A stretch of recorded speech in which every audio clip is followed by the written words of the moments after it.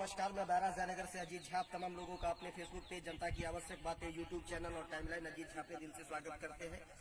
बात बहुत सारी होगी क्योंकि कल आपने देखा होगा कि सारे न्यूज हिंदुस्तान के जितने भी न्यूज चैनल है, सोशल मीडिया से लेकर के टीवी प्लेटफॉर्म तक आपने देखा होगा जो कि जो है असद को जो है इनकाउंटर कर दिया गया और इस पर बहसबाजी भी हुई। बहुत सारे लोग बहस भी किए, लेकिन ये उमेश पाल हत्याकांड में इनकी जो है इनकाउंटर किया गया। कुछ लोग कह रहे थे जो इनकाउंटर सही नहीं है, इसको पकड़ना चाहिए तो और लोगों की पता चलता। कुछ बहुत सारे लोग बहुत सारी राजनीतियां करते हैं, बहुत सारे नेताओं का आपने बयान सुना होगा, लेकिन उमेश पाल हत्याकांड में जो है इनको जो है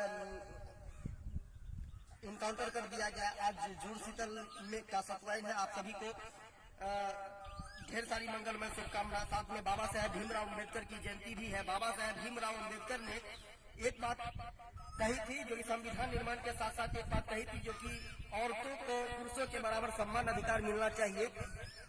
आज बाबा साहेब भीमराव अम्बेडकर की जयंती है। बहुत सारी जगहों पर धूमधाम से बाबा साहेब भीमराव अम्बेडकर की जयंती मनाई जा रही है, क्योंकि बाबा साहेब भीमराव अम्बेडकर को ही अभी प्रत्यक्ष रूप में लोग गॉड मानते हैं।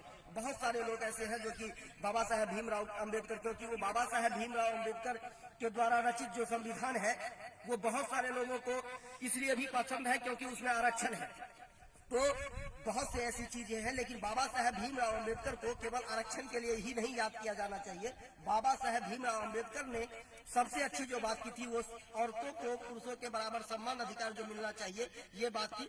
बहरहाल हम बात आज सबसे ज्यादा जो है हम अतीक अहमद के बेटे अरशद की ही करेंगे, क्योंकि देखिए आप इनकाउंटर ठीक है, झांसी में इनका इनकाउंटर हुआ है, इनकाउंटर ठीक है, क्योंकि इससे लोगों उससे जो क्राइम करने वाले लोग हैं उसके बीच में डर का एक खौफ होगा। इस पर राजनीति बहस क्यों होती है ये समझ में नहीं आता हमें, तो इस पर राजनीति बहस तो होना ही नहीं चाहिए, क्योंकि जो गलत है वो गलत है। अब आप उमेश पाल हत्याकांड उठा करके देख लीजिए, उसमें जो शूटर थे वो उनको भी शूट कर दिया गया है।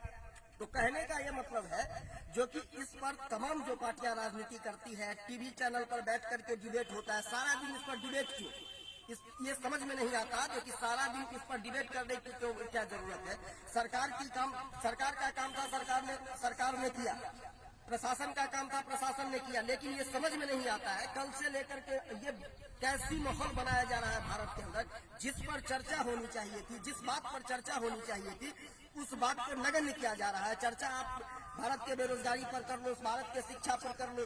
बिहार में जो है अभी शिक्षकों का जो नियोजित नियमावली है उस पर भी जो आप देख रहे हैं जो कितनी ज्यादा डिस्कस हो रही है। मैं कह रहा ये नहीं कह रहा कि आप नियमित शिक्षण जो है या सीटी पास जो है उसको आप ज्वाइन मत करो, जो कर लिए हैं उसको आप कर दो, लेकिन ये जो शिक्षा की प्रक्रिया आई है ये बहुत ही अच्छी प्रक्रिया है, क्योंकि इन प्रक्रिया से गुजरने के बाद अगर बीपीएससी के थ्रू टीचर जाता है तो आप सोचिए जो आपके बच्चों का भविष्य उज्जवल होगा, पढ़ाई अच्छी होगी, पढ़ाई अच्छी क्वालिटी की होगी।